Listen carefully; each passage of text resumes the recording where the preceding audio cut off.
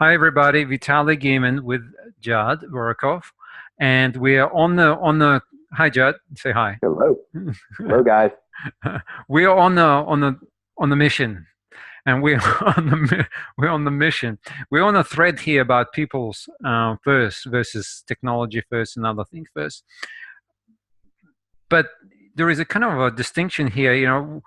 A lot of executives say that, but they don't really mean it. That's number one. Mhm. Secondly, they don't realize the full impact of it on the organization. And thirdly, they abdicate this, even if they do, they abdicate this responsibility to the HR department or that psychologist, industrial psychology, who's supposed to be an expert, and say, you go and do this culture thing, let me do the business, right? Yep. Yeah, yeah. and, and it's like, really? You're the CEO, you hold the leadership position, you are the role model for the whole company, and you want the guy down there in the HR department to do the thing called people, and then you're going to go and do the real business. In a way, isn't that a cop out? Absolutely. They've shown multiple studies have been done, multiple surveys have been put out. When the executive team is not on board, when they don't see culture and people as a priority, no matter what the rest of the organization is doing, it will fall apart because people will always look to leadership to model what they should be doing. So I have an example. I have a friend who's in a multi-billion-dollar corporation. He's part of their psychology group. He's part of their under HR, and the lead of the HR group just doesn't buy in. Really doesn't think about people. Does some shady practices, and it's turned. They've had massive turnover. They have very low retention. They have very low engagement. People internally, as they're like, and my friend is very good at this, but they're struggling to create their internal employer brand to be something that people are attracted to. And that's huge. And if executive leadership doesn't take note, right, eventually you get to a point where you can't get your projects done. You can't implement all this new amazing technology that you want to keep up with the Amazons of the world. And you're going to struggle, right? You Right. can't just plug in people. I mean, think about it this way. Globally, they say that the workforce has a 30% engagement rate, right? Right. So you need three people to do the job of one. Not really, but you can think about it that way. And if that's the case, I've got to hire at a rate that far exceeds the amount of turnover that I have and the amount of job openings that are popping up. Absolutely. And then the other trend is we're getting, in the next 15, 20 years, we're going to get very high skilled workers getting paid a lot of money. And then there's low skilled workers, which are basically almost unemployed. So you need to be attracting those brains, those intellectual power. And those intellectual power, I mean, they want to be treated like, you know, people. Yes. like, and Exactly. Well, you want to hear the funny part? I think that the other part is it's not just attracting these people. I think they're already in they're existence, already but they in that. haven't been tapped. So how are we leveling up our people?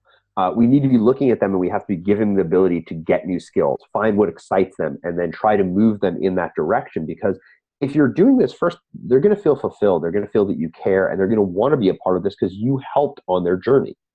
And that's a powerful component, right? I don't think we have to constantly go out to find the next person. I think that we have them in existence. We just have to take very good care of them, give them the tools necessary, and they will move up. And as they do, they're going to also pull in other people because whether we like it or not, people are built on relationships, right? Yeah, They know other people who are similar to them and they can potentially bring them into the organization as well. absolutely. All right. Well, any other insights that you have about actually how to get people really excited? A lot of it comes down to communication and how you do it. So understanding how your company communicates and then trying to create ways to unify the people that don't communicate. Give them ways to meet each other, whether you're going to create cross-functional teams, whether you're going to go to a matrix organization, whether you're going to do something along those lines that allows them to participate together. And whether that means, external like events and things like that that are helpful, great. But what unifies people more than anything is struggling together, putting them on projects together, giving people new experience and exposure. That is a powerful thing. And then checking in with them and making sure that they Sure. understand where Right. you stand. It's not just do it and forget. We have to Absolutely. be continuously engaged. Absolutely. The holocratic structure and the agile structure, how you doing? Is there any barriers I can help you with overcome? What are you doing tomorrow? What was your experiences in the past? That's kind of like basic questions that people feel that they're being listened to, engaged, supported, right? That's kind of Yep. should be And if you want to extend that, use some psychometrics, right? Whether you're going to use like a DISC profile or the predictive index or something like that. Those things are helpful because some people aren't willing to say what's on their mind. And these tools give you a little bit understanding of how they communicate, when something's bothering them, so you know the right timing. I've seen some research recently that says, consistent, constant communication actually can be more detrimental than helpful. And I have something coming out around that. So they recommend more of a bursty, as they call it, yes, type of communication. So lots of communication, then let them be. Don't stay in their face, because that can also create a negative impact. They may think that you're worried about their performance, whereas really you're just trying to be helpful and available. Yeah, no micromanaging. Yep, exactly. Trust your people, right? Trust, and support. Yep, Beautiful. absolutely, absolutely. Beautiful. Thanks so much, Judd. Thanks for We'll having me. explore. Thank you. Bye bye.